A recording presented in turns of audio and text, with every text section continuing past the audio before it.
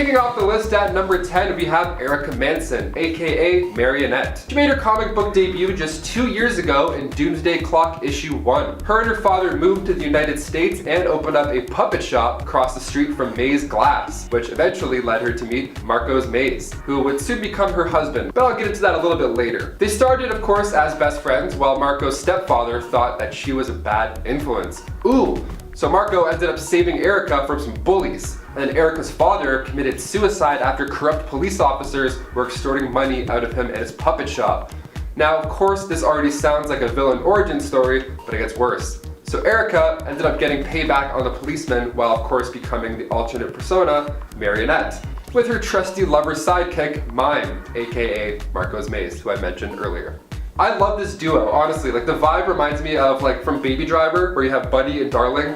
A lot of love and violence, just a hot mix. And before we head over to number 9, guys, if you could just give this video a thumbs up and like this video, it goes a long way over here at the studio. You guys rock, thank you. Now back to some more villains. And number 9, the Underbroker, not to be confused with the Underminer from Incredibles. So Harlan Graves, aka the Underbroker, is a businessman and lawyer located in, of course, Gotham City, who runs a bank for criminals. The Underbroker, of course, wears a fancy suit and a mask. I mean, he looks ready to go to the club, and he also looks ready to crunch some numbers. Love the red and black combo. Slick. He's a broker for criminals, so he would help them store cash in hedge funds. And he's actually so good at his job that the Caped Crusader doesn't even know about his secret organization he calls the Underbrokerage. Great name. He actually helped Catwoman transfer Batman's money to her account, but it was later revealed that he was just getting the account for the Joker. Super smart, super evil, and super handsome. Gotta love it. He made his debut in Batman Volume 3, issue 92. So if you want to check him out for yourself, you know where to look. And number 8, Barbados, also referred to as the Bat God, not Rap God. And he resides in the dark multiverse. So the World Forger, of course, was set to watch over the vast universes, and while some of them held up, there are just some worlds that were just naturally unstable. So what next? Well, they send a dragon named Barbados to destroy it. That way the energy can then return to the Forge.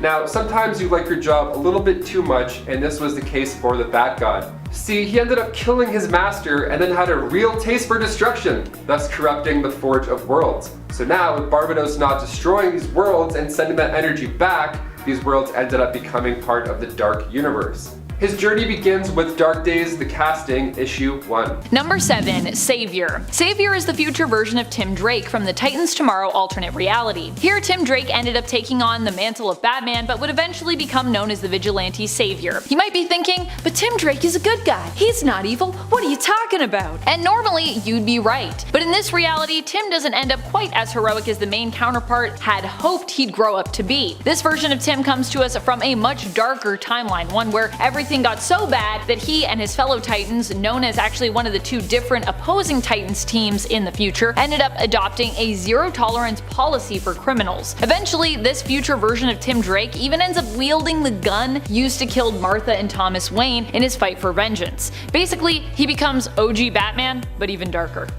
And number 6, Daniel West, Reverse Flash. Making his first appearance in the Flash Volume 40, issue 0, Daniel West is a classic speedster. His costume is the first thing you notice when looking at this version of the Reverse Flash. His suit is made partially from the monorail that he crashed into, so it acts like an armor around him, which is super cool looking. It was merged to him. So after an accident where you get super speed, becoming a supervillain isn't too hard of a lane to slip into, especially when your mother dies while giving birth to you and your father is an aggressive alcoholic. Yeah, Daniel's upbringing is super tragic, so he uses the Speed Force in attempts to go back in time and prevent this from happening at all costs. So if anybody has to die in the meantime, so be it. His goal is to take out other speedsters and use their Speed Force to help him achieve his goal. Sad times indeed. Coming in at number 5, we're finally getting to Harvey Dent, aka Two-Face. Originally fighting on the side of justice with Bruce Wayne as Gotham's district attorney, Harvey Dent's mind was split in 2 following an acid attack from Sal Maroni that scarred exactly 1/2 of his face. Making all of his decisions through a coin flip based on his past childhood trauma, Two-Face is one of the most well-known villains of Batman, and has managed to turn his tragic scarring incident into a criminal empire, capable of going toe-to-toe with criminals that Harvey Dent had once put behind bars. He might be crazy and his methods may seem randomly 50-50, but Two-Face is definitely still smart enough to be one of Gotham's most devious criminals. Number 4. Oblivion.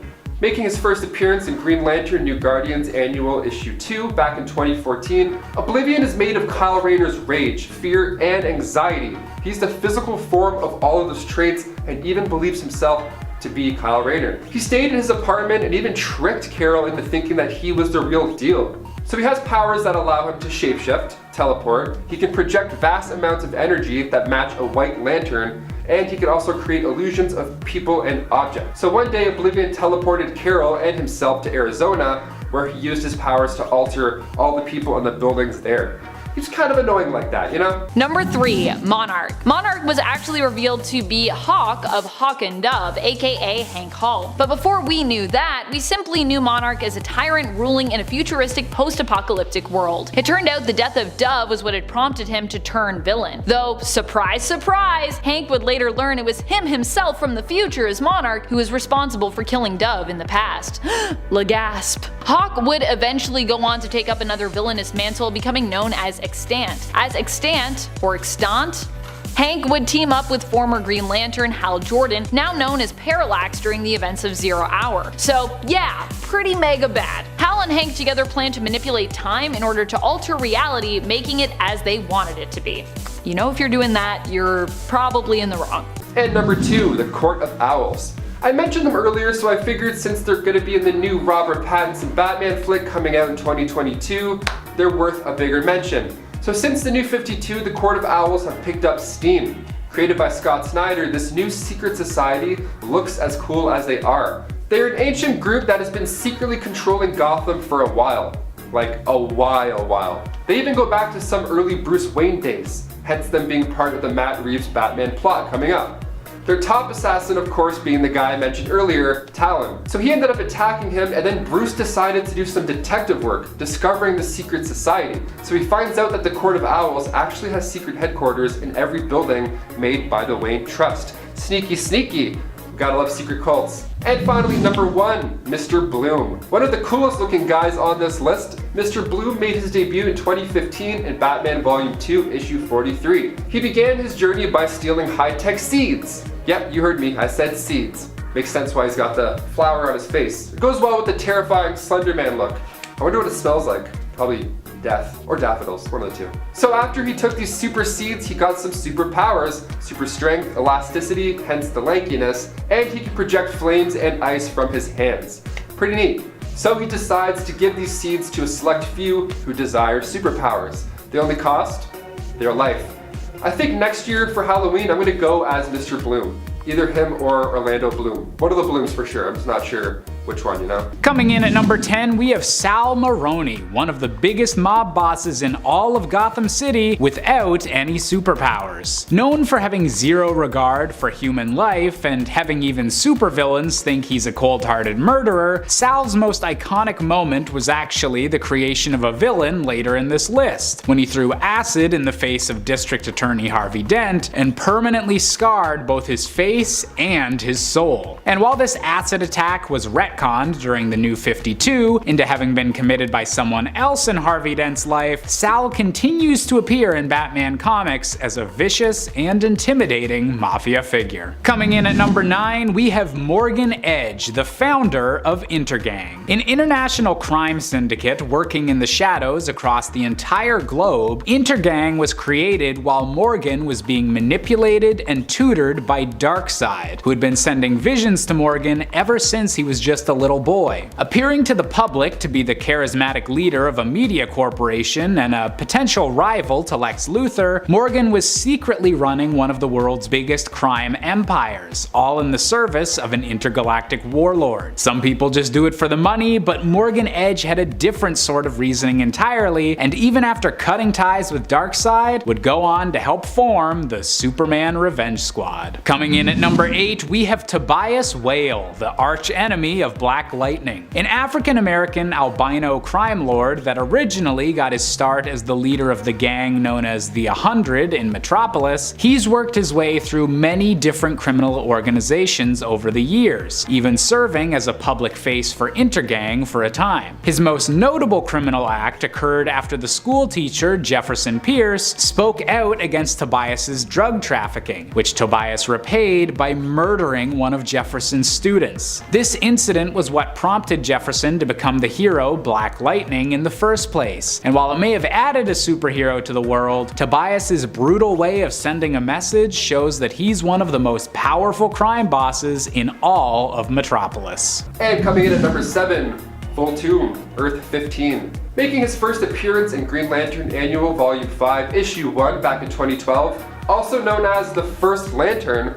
So like I said, he's from the future on Earth 15 in the year 3079, and after his world was on the brink of destruction, him and his mother used the newly discovered emotional electromagnetic spectrum, which is a multiversal force powered by all life in the multiverse. Then they used this power to create the Travel Lantern, and then Voltoom left to find safety while his mother stayed behind and unfortunately, in superhero fashion, died by being crushed by a building right as he left. So he traveled for weeks through space and time in desperate hopes to find something to save his home world. So he goes to Earth 17 and uses the spectrum to resurrect plant life. Cool, not much more to do here, let's go next. He tries Earth 47, then they use the spectrum to create nice music. Cool. And next, he went to Earth 3, where he met a sorcerer named Mordu, in which he creates a power ring out of a piece of his soul. And that ring, of course, being called the Ring of Voltoom. He finally found Earth 0, where he acted as the law and order. Eventually, Voltoom's mind was corrupted from the spectrum, and he becomes insane and tries to kill the Malthusians, who had created a great heart battery beforehand. Not cool, Voltoom. More like not cool, Toom. Nah, I tried. Coming in at number 6, we have Waylon Jones, aka the infamous Killer Croc. Born with a medical condition that just may be alien in nature and gives him the appearance of a human-crocodile hybrid, Killer Croc initially used his overpowered figure to wrestle with crocodiles for a local circus. However, he soon found out that the world of Gotham's criminal underbelly was far more lucrative for someone of his bloody talents, and became a rising star on the criminal scene, ascending so fast that many other supervillains attempted to kill him before he could become too big of a threat, including the Joker. Ever since, Killer Croc has been considered one of the most dangerous people in Gotham and one of the few criminals willing to literally eat his enemies. Number 5, Zoom. Zoom might not be a villain who is from the future, but he is a villain who could potentially access it and who has gone back to the past, therefore being from the future at that point, to mess about with Wally West's life. Hunter Zolomon was once a good friend and colleague of Wally West's. He had a rough life, and after Wally refused to help him by going back in time and reversing a severe injury of Hunter's, he'd lost the ability to walk and was basically now confined to a wheelchair. Hunter decided he needed to step up and help Wally become the hero he was meant to be. Hunter actually has twisted but ultimately altruistic intentions at heart. His goal is to make Wally's life miserable and give him a more tragic backstory so that Wally would end up being a better hero in the future, more inclined to help other people with their problems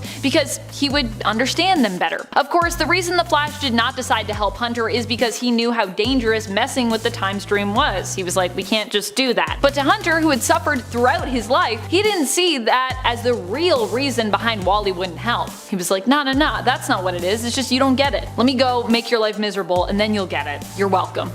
Coming in at number 4, we have Roman Sionis, aka Black Mask. A longtime Batman villain and one of the most prominent figures in the Gotham City underworld, Black Mask is best well known for his, well, black mask, apparently handcrafted out of the coffin of his own mother. Originally a member of the Gotham elite as the CEO of Janus Cosmetics, Roman fell into ruin after his company failed. Blaming Bruce Wayne for his own poor business sense, Roman embraced the name of Black Mask and formed his own criminal organization called the False Face Society, intending to fight back and reclaim the city that he thinks has done him so much wrong. Number 3, Gotham Girl, aka Claire Clover. She made her debut in DCU Rebirth issue 1 in 2016.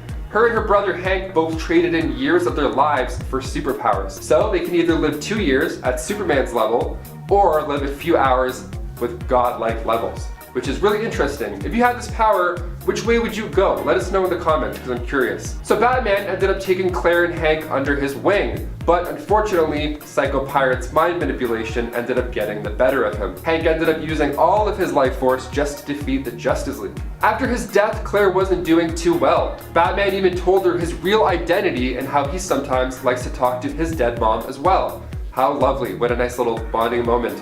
Now, by the name of this list, you won't be too shocked to hear that she had also been secretly working with Bane to break Batman on a psychological level.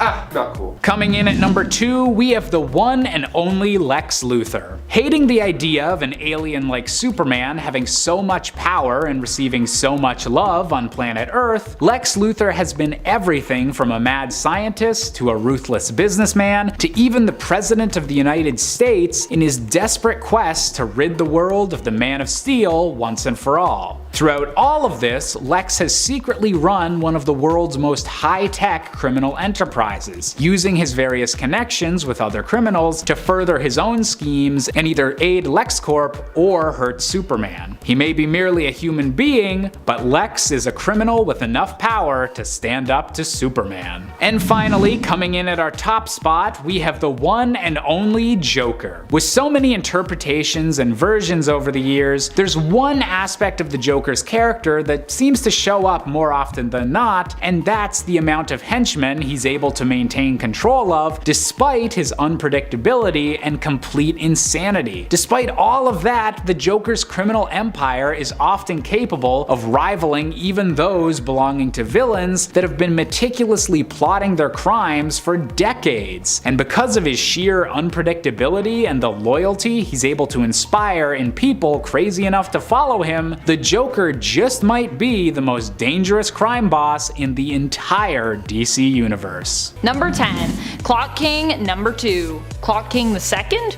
There have been a few Clock Kings over the years, and even in fact 2 Clock Kings the Seconds. There's been 2 of those, if you can believe that. The one we're talking about here, however, is the Clock King who is associated with the Terror Titans. This DC villain wasn't necessarily from the future, but did have precognitive abilities that linked him to the future. He could see close to 5 seconds in the future if you're rounding up. He would use his precognitive abilities to predict his enemies' moves and reactions, making him a fairly formidable villain, at least in comparison to some of the other Clock Kings who are really just guys obsessed with clocks and time. Number 9. New 52 Clock King. Yep, we never get to talk about Clock King, which means you know I'm gonna try and shine a spotlight on him here. Clock King's pretty cool. Despite him being kind of a weird villain originally, Clock King has actually had multiple versions, and that's just in the comics. He's also had live action and even animated versions of himself, despite being kind of an odd duck, at least to begin with. Sometimes referred to as Clock King III in terms of his overall appearances, but actually the first Clock King to have appeared in the New 52 continuity, this version is probably the most powerful version of the character. Well, it's kind of a toss-up between this version and the previous one that I just talked about, so you could decide for yourself who you think is more powerful, but I think this one's just a little bit more powerful. Initially, it appears as though he can actually manipulate time, sending people back through their own time stream. But later we learned that he actually employs hallucinogenic gas simply to make it seem like he's doing that. However, I'm not really super convinced on that. I'm sure hallucinations are involved in some way, but how do you make someone specifically hallucinate moments of their past? I guess perhaps through suggestion? Just seems a little suspicious. This version of Clock King appeared in the first issue of the 2016 Deathstroke series, and also reappeared in the Deathstroke Rebirth comic. Basically, if you're a villain and you face off with Deathstroke, I feel like you're pretty cool, and I feel like you deserve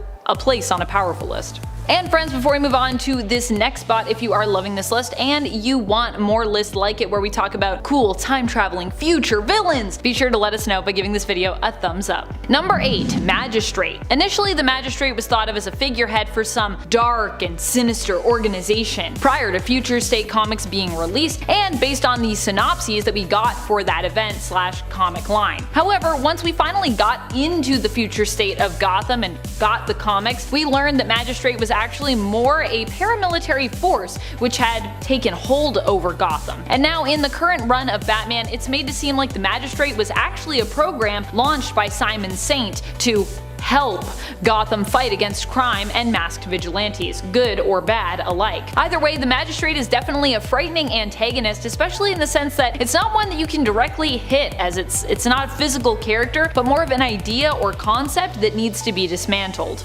Coming in at number 7, we have Carmine Falcone. Potentially the most powerful member of the criminal underworld that isn't also a billionaire or wears a supervillain outfit, Falcone is the definition of traditional organized crime in Gotham City. Nicknamed the Roman because of his political violence and eagerness to expand his criminal empire, Falcone was one of the earliest foes of the Batman and had nearly the entire Gotham police force on his payroll during the Caped Crusaders' earliest days. And while Batman has since been able to shrink Falcone's influence over Gotham significantly, he's still a dangerous foe that likes to press his advantage every time there's a power vacuum amongst the many supervillains of Gotham City. And speaking of supervillains, number 6, Brother Eye. Brother Eye isn't necessarily a villain who exists exclusively in the future, but in Future's End, it is an entity that takes over the world. So I feel like we can count it for that fact. Also, Brother Eye is pretty future-y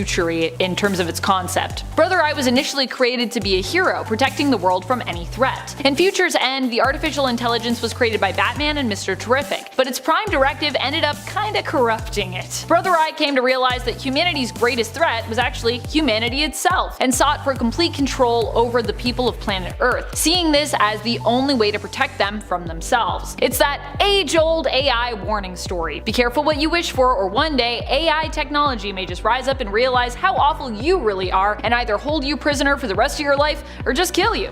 You know the one. Number 5, William Cobb, the Talon.